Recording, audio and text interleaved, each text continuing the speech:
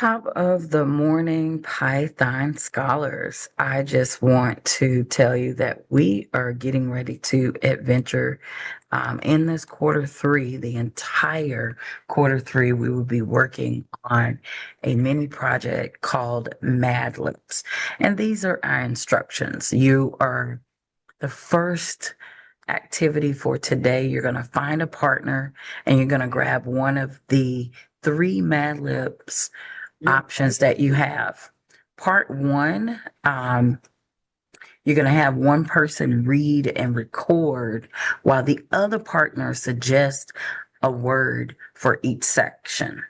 Then you're going to collect another Mad Libs and switch roles. As a class, each group will read one out loud, and it would be for extra points. And then ultimately, you will be using the sandbox feature in CodeHS to create the Mad Libs. Just want to make sure you see that. So essentially, it is going to be in CodeHS using that sandbox feature. Please note that this is the time where you're going to be able to program the paper Mad Libs that you do, and you're going to be able to create one on your own.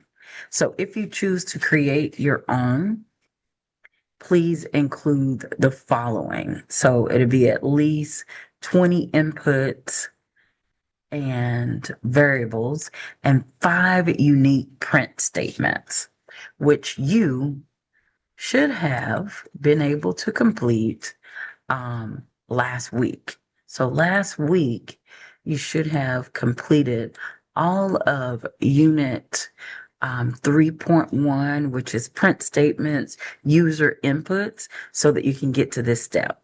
Now, I am changing the due date. The due date will ultimately be the 3rd.